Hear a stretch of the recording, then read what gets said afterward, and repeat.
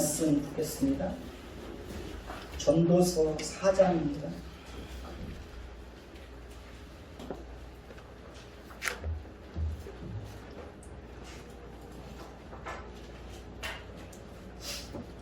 전도서 4장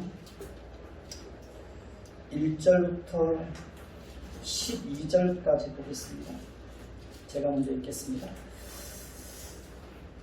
내가 다시 해 아래서 행하는 모든 학대를 살펴보았도다. 보라, 학대받는 자들의 눈물이로다. 그들에게 위로자가 없도다. 그들을 학대하는 자들의 손에는 권세가 있으나 그들에게는 위로자가 없도다. 그러므로 나는 아직 살아있는 산자들보다 죽은 지 오랜 죽은 자들 더 복되다 하였으며 이 둘보다도 아직 출생하지 아니하여 해 아래서 행하는 악한 일을 보지 못한 자가 더 복되다 하였노라. 내가 또 본즉 사람이 모든 수고와 모든 재주로 말미암아 이웃에게 시기를 받으니 이것도 헛되어 벼랑을 잡는 것이로다. 우매자는 팔짱을 끼고 있으면서 자기의 몸만 축내는도다. 두 손에 가득하고 수고하며 바람을 잡는 것보다 한 손에만 가득하고 평온함이 더 나으니라. 내가 또다시 해 아래 헛된 것을 보았도다. 어떤 사람들은 흥리도 없이 홀로 있으나 그의 모든 수고에는 끝이 없도다. 또 비록 그의 눈은 부유를 족하게 여기지 아니하면서 이르기를 내가 누구를 위하여는 이같이 수고하였고 나를 위하여는 행복을 누리지 못하게 하는가 하여도 이것도 헛되어 불행한 노고로다. 두 사람이 한 사람보다 나으면 그들의 수고함으로 좋은 상을 얻을 것이니라. 혹시 그들이 넘어지면 하나가 그 동물을 붙들어 일으키려니와 홀로 있어 넘어지고 붙들어 일으킬 자가 없는 자에게는 화가 있으리라. 또 두 사람이 함께 놓으면 따뜻하거니와 한 사람이면 어찌 따뜻하랴. 한 사람이면 패하겠거니와 두 사람이면 맞설 수 있나니 세 겹줄은 쉽게 끊어지지 아니하느니라. 네, 아멘. 우리 찬미예수 226장 찬양하시겠습니다.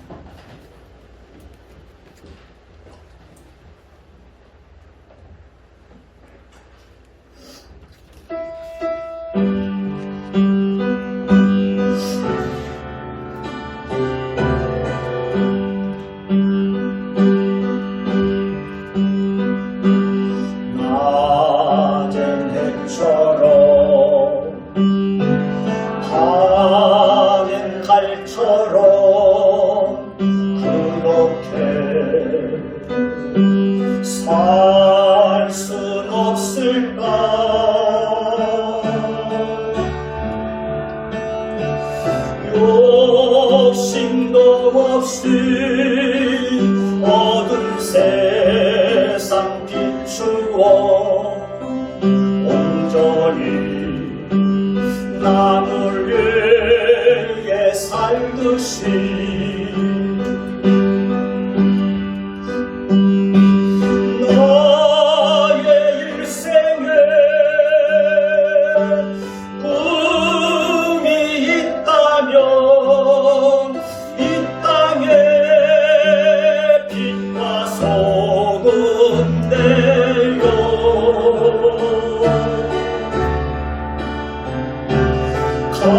가난한 영혼 지친 영혼을 주님께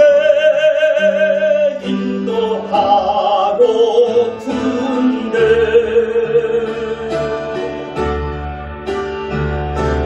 나의 욕심이 나의 못난 자가 언제나 떠나간진대요.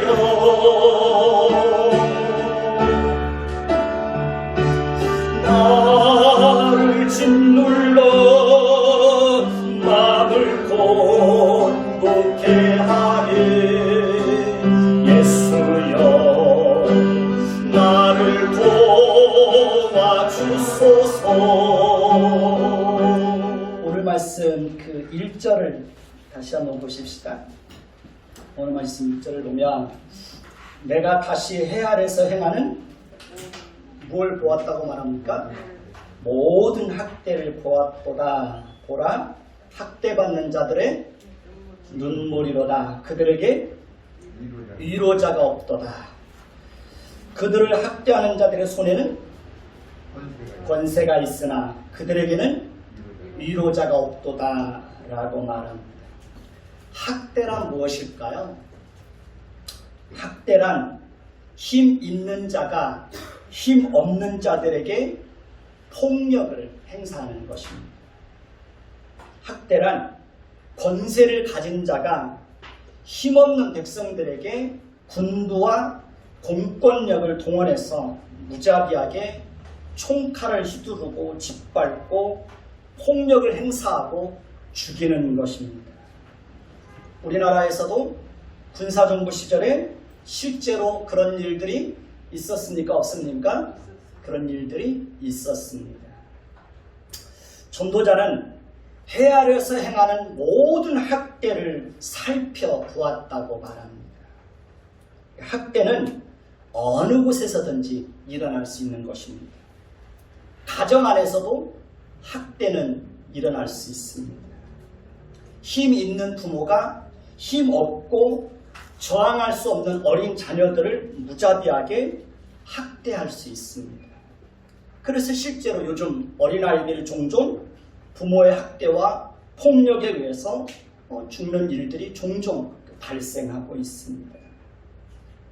남편이 힘없고 연약한 아내를 학대할 수 있습니다. 유치원이나 어린이집에서도 학대는 있을 수 있습니다. 고아원이나 양로원에서도 학대는 일어날 수 있습니다. 얼마 전에 가수 신성훈 씨의 간증을 듣게 되었습니다.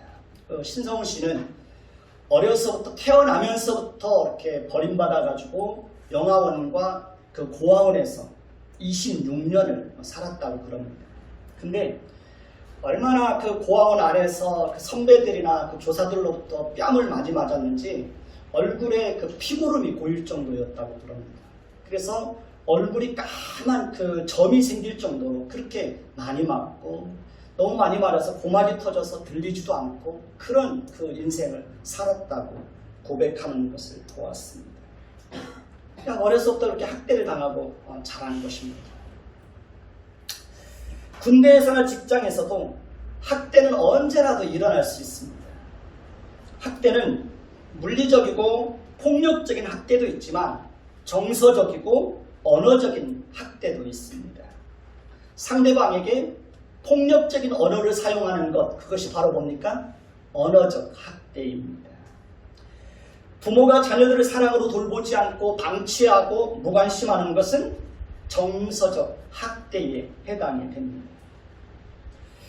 물리적이고 폭력적으로 힘들게 하지 않아도 정신적으로 힘들게 하는 건 정서적 학대입니다.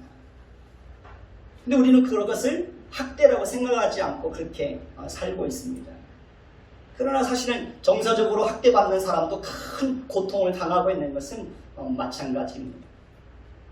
그러면 왜 우리가 사는 세상 속에서 이러한 학대가 끊이지 않고 일어나는 것일까요? 그 이유는 인간이 얼마나 존엄한 존재인지에 대해서 잘 모르고 있기 때문에 그렇습니다.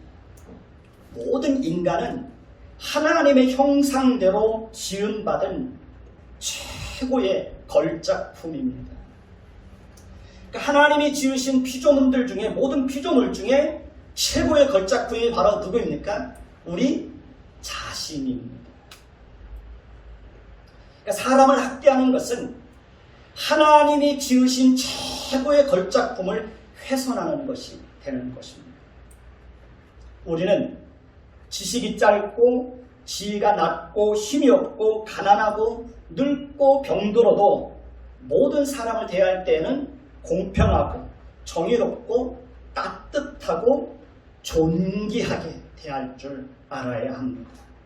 우리는 어린 아이들을 대할 때도 어떻게 대해야 될까요? 소중하게 대할 줄 알아야 됩니다. 우리는 상대적으로 사회적 약자를 대할 때도 어떻게 대해야 됩니까? 따뜻하게 대할 줄 알아야 합니다.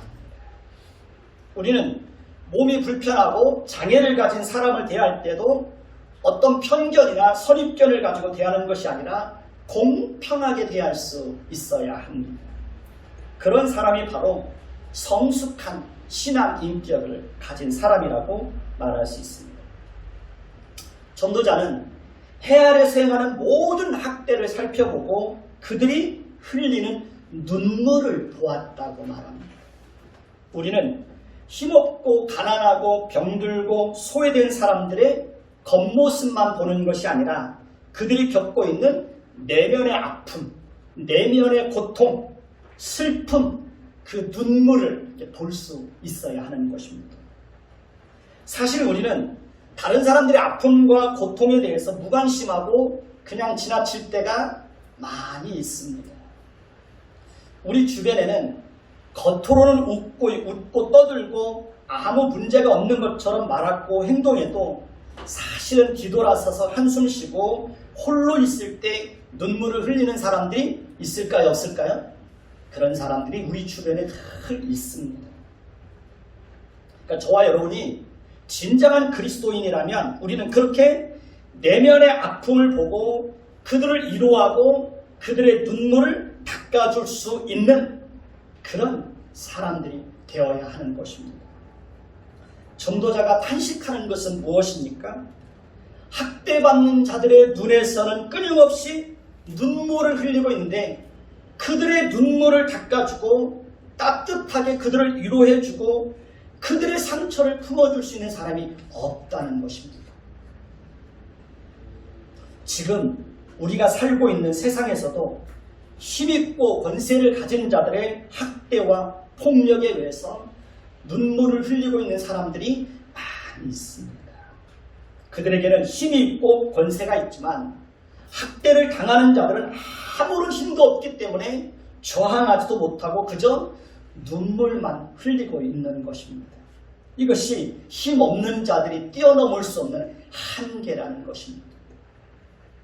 그러면 우리가 이러한 세상 속에서 어떻게 하면 우리 인생을 더 가치 있고 보람되고 의미 있게 살 수 있을까요? 하나님은 어떤 분이십니까? 하나님은 위로의 하나님이십니다. 하나님은 우리가 고난당할 때 우리를 위로해 주시고 우리가 눈물을 흘릴 때 우리의 눈물을 닦아주시고 우리가 외로울 때 항상 우리 곁에서 우리의 손을 잡아주시는 분입니다.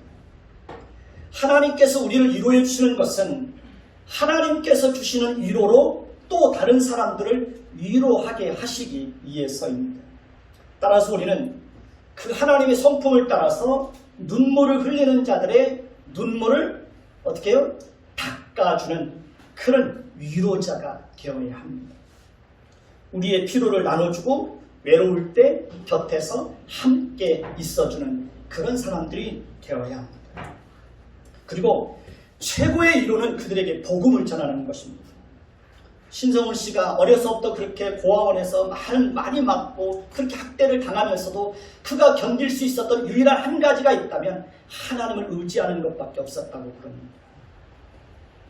그가 하나님을 의지하는 것 때문에 그 힘든 과정들을 다 견뎌낼 수 있었다는 거예요. 학대받는 자들의 눈물을 닦아주고 그들을 진정으로 위로해 줄 수 있는 분은 오직 하나님 한 분밖에 없습니다. 사람들의 위로는 일시적이고 제한될 수밖에 없습니다. 진정한 위로는 예수 믿고 죄와 모든 비참함으로부터 구원받고 하나님의 심판과 영원한 형벌로부터 구원받는 것입니다. 따라서 우리가 누군가에게 진정한 위로를 베풀고자 한다면 그들에게 누구를 전해야 됩니까? 예수 그리스도를 전해야 합니다. 여러분이 누군가를 진정으로 사랑한다면 그 사람에게 반드시 예수님의 이름을 전해 주어야 합니다. 우리가 예수를 통해서 죄 용서함 받고 하나님의 자녀가 되었을 때 우리는 하나님으로부터 진정한 위로를 경험할 수 있습니다. 오늘 말씀 2절에서 3절을 보십시다. 오늘 말씀 2절에서 3절을 보시기 바랍니다. 우리 소망이가 한번 큰 소리를 읽어보겠습니다.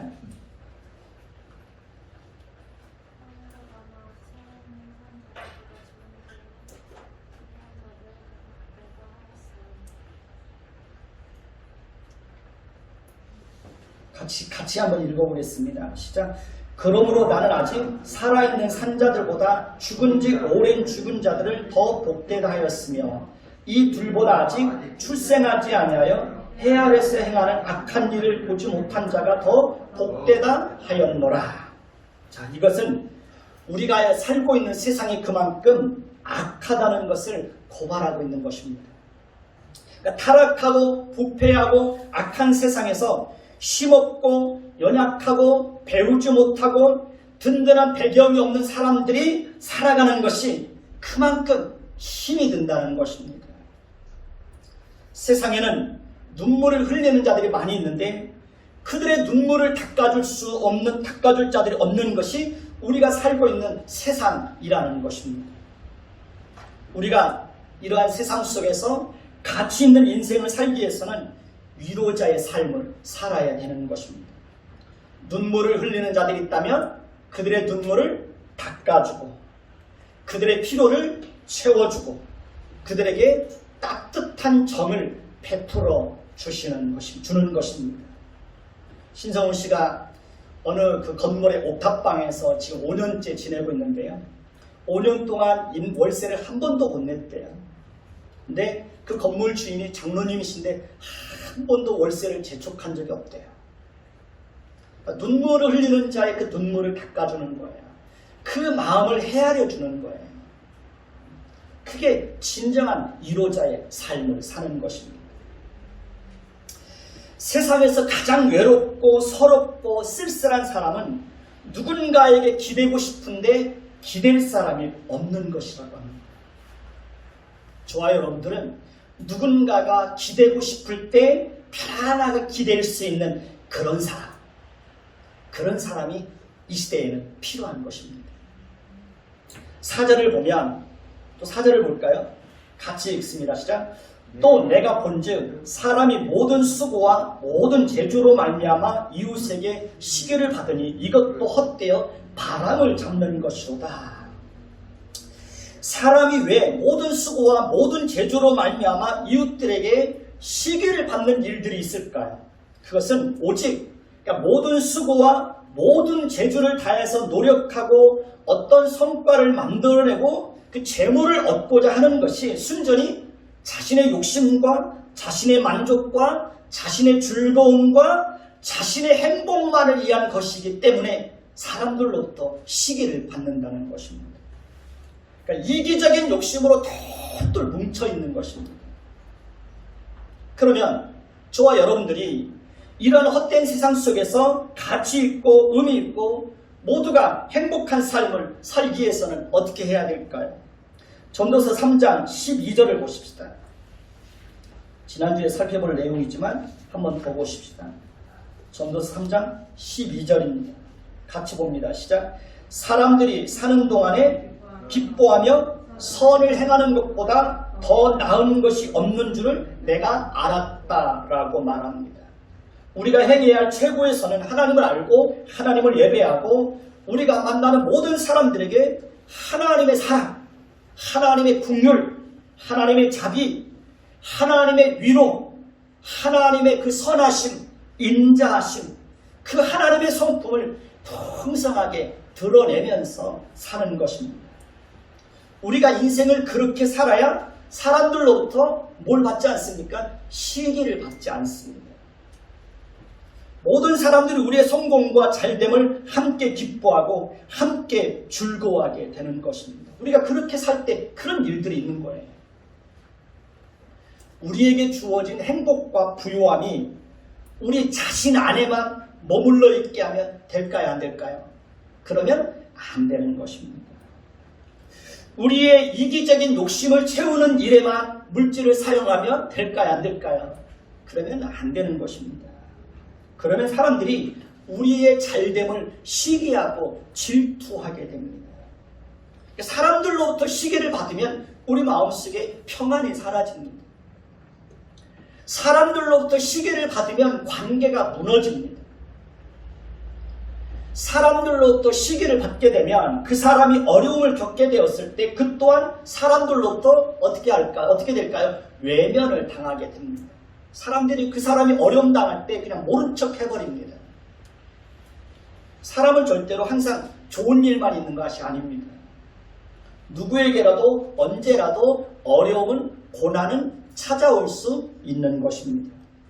그러니 우리는 우리의 모든 수고와 모든 제조로 인하여 어떤 열매가 주어졌을 때 더 겸손하고 또 그것을 더 성실하게 나누고 베풀 수 있어야 하는 것입니다. 나누면 나눌수록 주변 사람들과의 관계가 어떻게 될까요? 더 친밀해집니다. 그리고 우리가 어려울 때 또 다른 형제가 내 손을 잡아줍니다. 그래서 형제끼리도 서로 나누고 베풀 줄 알아야 됩니다. 근데 제가 주변에 보면 형제끼리 서로 나누고 베풀면서 사는 형제들을 보기가 참 어려워요. 다들 어떤 이기적인 욕심을 가지고 그렇게 살아요. 자기밖에 몰라요. 그러니까 형제끼리 서로 진정으로 나누고 베풀 줄 모르면 그냥 육신의 형제인 거예요. 거기에 무슨 친밀함이나 그런 건 없어요. 우리의 잘됨이 다른 사람들에게 기쁨이 되게 해야 합니다. 우리의 행복이 다른 사람들에게 행복이 되게 해야 됩니다.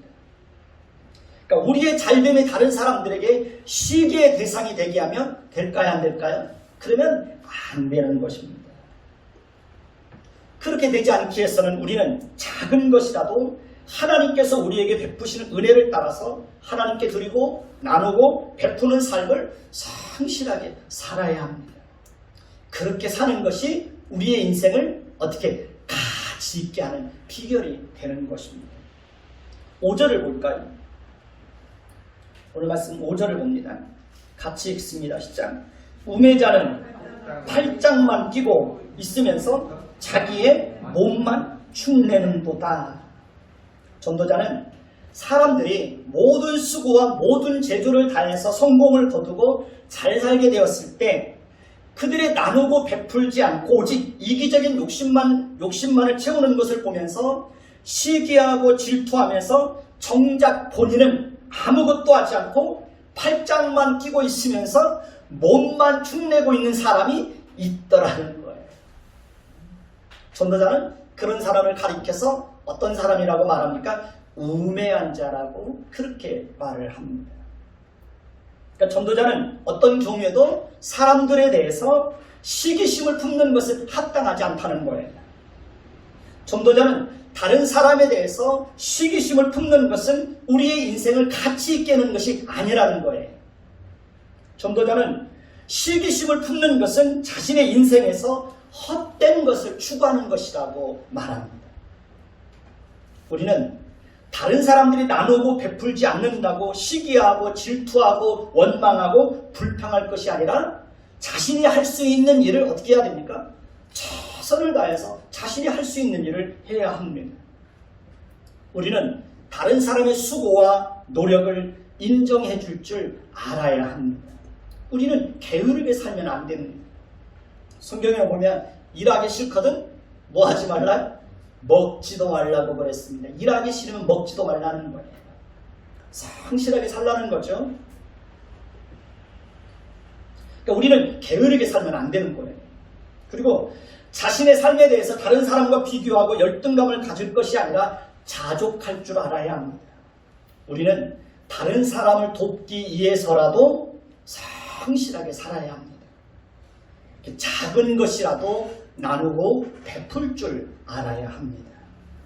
6절을 보십시다. 6절을 봅니다. 같이 읽습니다. 자, 두 손에만 가득하고 수고하고 바람을 잡는 것보다 한 손에만 가득하고 평온함이 더 나으니라 라고 말합니다. 주변에 보면 무엇이든지 움켜쥐고 인색하게 사는 사람들이 있습니다. 그러니까 두 손에 이미 가득하고 움켜쥐고 있음에도 불구하고 그것으로 만족하지 못하고 더 많은 것을 소유하기 위해서 지나치게 욕심을 품고 사는 사람들이 있습니다. 전도자는 그렇게 사는 것보다 차라리 한 손에만 가득하고 한 손은 펴서 이웃에게 나누어주는 삶이 더 가치 있다라고 말하고 있습니다. 두 손을 다 다 움켜쥐고 사는 것은 지혜롭지 못한 것입니다. 한 손은 자신이 수고해서 얻은 열매들을 잘 지키고 관리해야 되겠지만, 한 손은 언제라도 이웃을 위해서 뭐 할 수 있어야 돼요? 한 손은 언제라도 이웃을 위해서 손을 펼 수 있어야 되는 거예요. 그런 사람이 인생을 더 가치 있게 산다고 말하고 있습니다. 자, 7절을 한번 보실까요? 7절을 봅니다. 같이 읽습니다. 시작. 내가 또다시 해 아래서 헛된 것을 보았다라고 말합니다. 그리고 전도자가 보았던 그 헛된 것이 구체적으로 무엇인지를 8절에서 말하고 있습니다. 8절을 같이 봅니다. 시작. 어떤 사람은 아들도 없고 형제도 없이 홀로 있으나 그의 모든 수고에는 끝이 없도다. 또 비록 그의 눈은 부요를 족하게 여기지 아니하면서 이르기를 내가 누구를 위하여는 이같이 수고하고 나를 위하여는 행복을 누리지 못하게 하는가 하여도 이것도 헛되어 불행한 노고로다 라고 말합니다. 아마 우리 주변에는 이런 사람들이 있을 것입니다. 아들도 없고 형제도 없이 홀로 있으면서 쉬지도 못하고 사는 사람들이 있습니다. 그러니까 자신의 어떤 노동과 수고의 굴레에서 벗어나지 못하고 사는 사람들이 있습니다. 그러니까 자신의 수고와 부에 대해서 만족하지 못하고 사는 사람들이 있습니다. 그러니까 자신이 왜 그렇게 열심히 살고 왜 그렇게 돈을 모으려고 하는지 어떤 분명한 어떤 목적도 없이 그렇게 사는 사람들이 있습니다. 누리지도 못하고 스스로 불행한 자라고 하는 그런 생각을 가지고 사는 사람들이 많이 있습니다. 전도자는 이런 사람의 인생은 헛된 것이며 불행한 노고라 라고 말합니다. 자, 그러면 우리의 수고와 부가 헛되지 않기 위해서는 어떻게 해야 합니까? 우리의 수고와 부가 헛되지 않고 가치 있는 삶을 살기 위해서는 목적이 분명해야 된다는 것입니다. 왜 열심히 수고하는지, 왜 재물을 모으려고 하는지 그 목적이 분명해야 된다는 겁니다. 그러니까 우리 그리스도인들은 수고와 재물을 모으려고 하는 목적이 자신의 욕심과 자신의 탐욕과 자신의 만족과 자신의 즐거움과 자신의 행복만을 위한 것이 되면 될까요? 안 될까요? 그러면 안 되는 것입니다. 우리는 먹든지 마시든지 무엇을 하든지 다 하나님을 높이고 하나님을 자랑하고 하나님을 기쁘시게 하고 하나님의 영광을 이해하는 것이 되어야 합니다. 하나님과 교회와 다른 사람들의 유익을 위해서도 사용할 줄 알아야 합니다. 우리의 수고와 노력의 결과로 얻어진 열매들을 하나님의 성품을 풍성하게 드러내는 일을 위해서 사용할 때 그것이 바로 하나님의 영광을 나타나게 되는 것입니다. 그러니까 두 손에 움켜쥐고 있으면서 행복을 누리지 못한다면 그의 삶은 점점 더 공허함에 빠지게 될 것입니다. 더 가지려는 욕심을 내려놓고 한 손을 펴고 살면 그의 마음은 더 행복해질 것입니다. 우리는 항상 한 손을 펴는 연습을 해야 됩니다. 옆 사람에게 말하고 싶습니다. 한 손을 펴고 삽시다. 늘 한 손은 쥐고 한 손은 펴고 두 손 다 움켜쥐고 살면 안 되는 거예요. 또 두 손을 다 펴고 사는 것도 지혜롭지 못한 거예요. 한 손을 펴고 살면 더 풍성하게 채워지는 것을 얼마든지 경험할 수 있습니다. 저는 그런 경험을 참 많이 합니다. 어렵고 힘든 가운데서도 하나님이 저에게 채워졌을 때 그 채워진 것에서 일부를 또 다른 사람을 위해서 손을 펴면 하나님은 내가 손을 편 것보다 더 많은 것으로 채워지는 것을 많이 경험합니다. 그러나 두 손에 움켜쥐고 살면 어느 순간에 모래알처럼 다 빠져나가는 것을 경험할 수도 있습니다.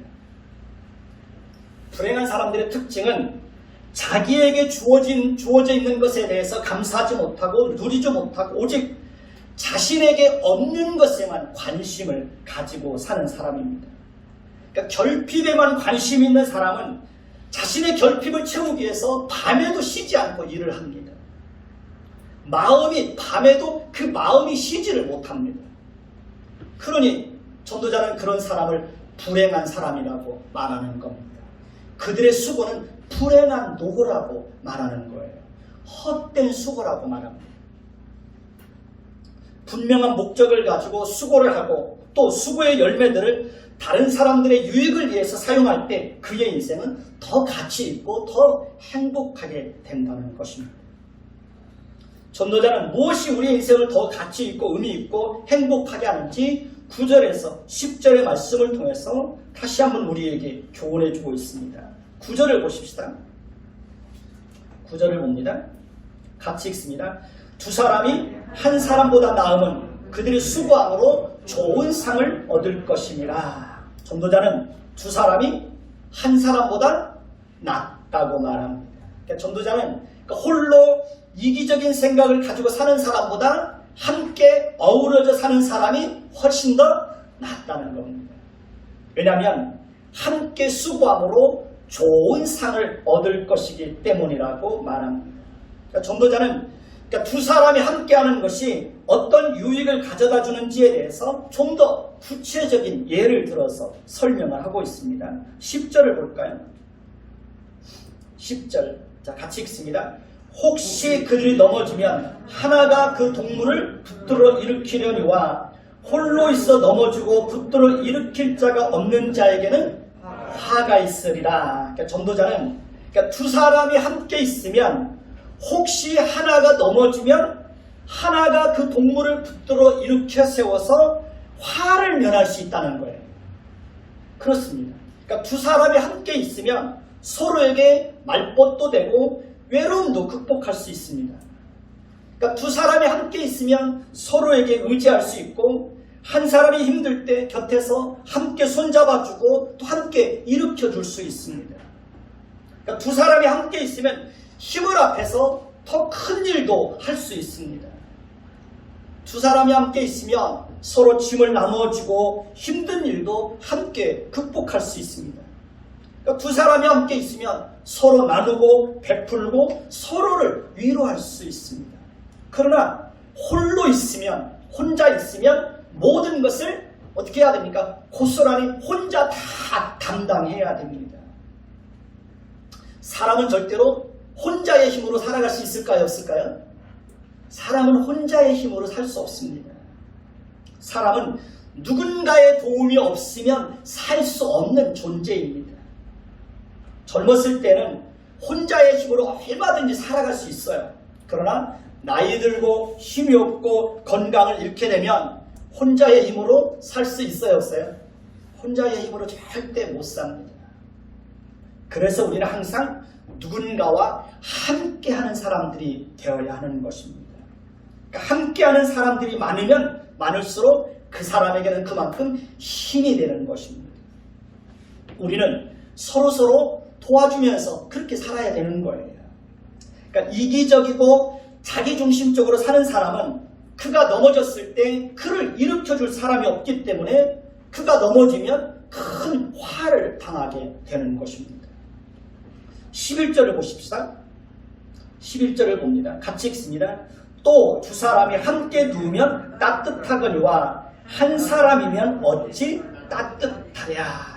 자, 전도자는 다시 한번 홀로 있는 것보다 두 사람이 함께하는 것이 더 가치 있고 유익한 것이라는 것을 알려주고 있습니다. 그러니까 전도자는 두 사람이 함께 누우면 따뜻하지만 한 사람이면 따뜻함을 온기를 느낄 수 없다는 겁니다. 그래서 우리는 서로 정을 주고받으면서 우리의 인생을 살아야 되는 것입니다. 부모와 자식 사이에도 뭘 주고받아야 됩니까? 정을 주고받아야 됩니다. 형제들끼리도 서로 따뜻한 정을 주고받을 수 있는 형제가 진정한 형제예요. 그러니까 형제임에도 불구하고 정을 나누어줄 줄 모르는 사람은 그 사람은 그 형제라고 볼 수가 없습니다. 성도들끼리도 서로가 따뜻한 정을 느낄 수 있도록 서로에 대해서 그렇게 관심을 가져야 됩니다. 그리고 서로 나눌 수 있어야 됩니다. 그러니까 우리는 서로에게 늘 따뜻한 정을 줄 수 있어야 돼요. 정을. 부부지간에도 서로에게 그 정을 나눠줄 수 있어야 되는 거예요.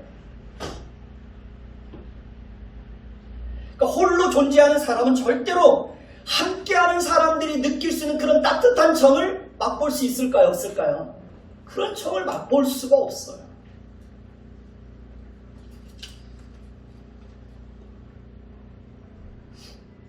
자, 12절을 보십시다. 12절을 보면 같이 읽습니다. 시작. 한 사람이면 패하겠거니와 두 사람이면 맞설 수 있나니 세 겹줄은 쉽게 끊어지지 아니하느니라. 전도자는 또 다른 모양으로 혼자 있는 것보다 여러 사람이 함께하는 것이 더 가치 있고 유익한 것이라고 알려주고 있습니다. 한 사람보다는 두 사람이 낫고 두 사람보다는 여러 사람들이 함께할 때 더 많은 유익을 가져올 수 있다는 것입니다. 이삿짐을 옮길 때도 사람이 많으면 훨씬 더 유익합니다. 사람이 많으면 그러니까 혼자서 옮길 수 없는 것도 함께 힘을 합하면 무거운 것도 쉽게 또 옮길 수가 있습니다. 집안일을 할 때도 서로 나누어서 그 집안일을 하면 훨씬 더 빨리 끝낼 수 있습니다. 저는 저희 가정에서도 그렇게 말합니다. 한 번씩 그 집안에 대청소를 할 때 각자에게 분담을 시켜줍니다. 큰 방, 작은 방, 거실, 화장실 딱 분담해가지고 나누면 일을 금방 할 수 있어요. 근데 혼자 하려고 하면 그게 너무 힘들고 버거운 거죠. 우리 성민이 어렸을 때도 항상 분담을 신발 정리 한 가지라도 맡기는 거예요. 한 가지라도.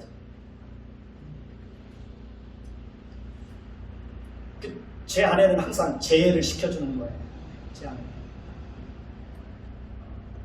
서로가 조금씩만 힘을 합하면 훨씬 더 빨리 집안을 정리할 수 있는 거예요. 서로가 안 하니까 집안이 엉망이 되는 거예요.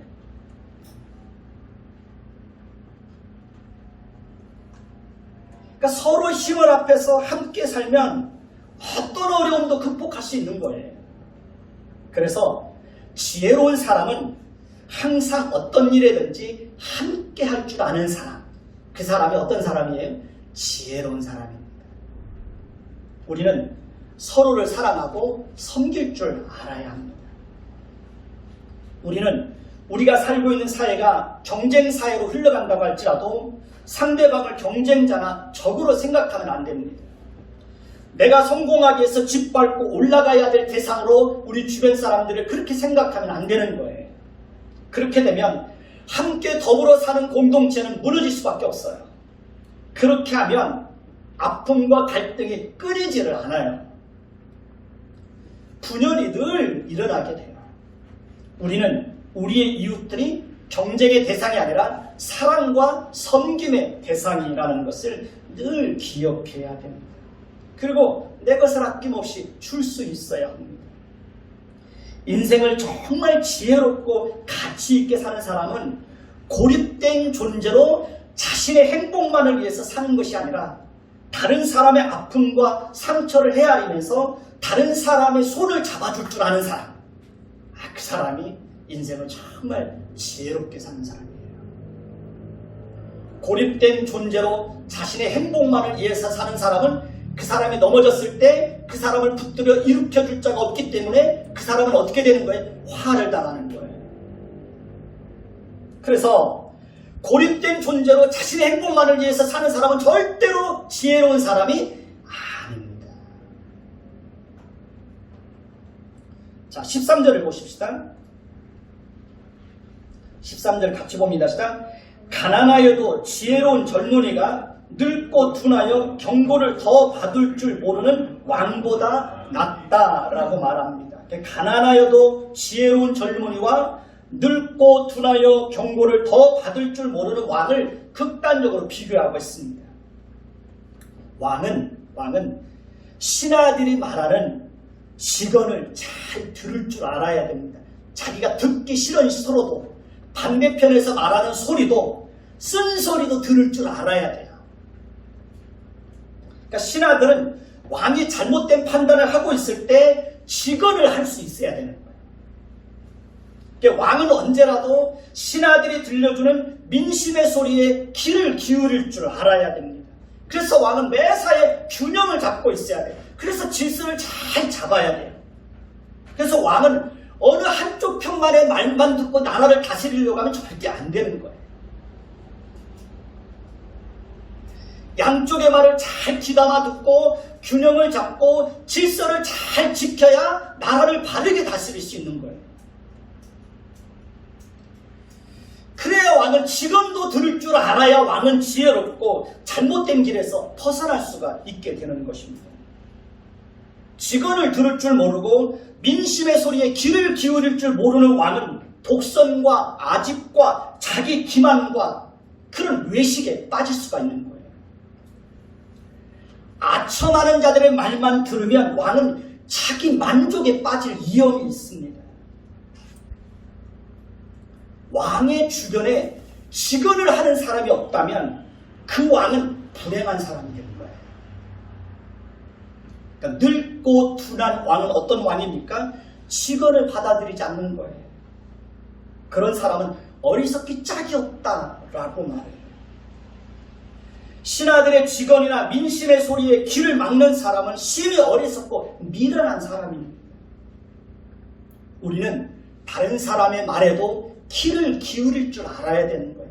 쓴소리도 들을 때는 기분이 나쁘지만 들을 줄 알아요. 그 사람이 지혜로운 사람이에요.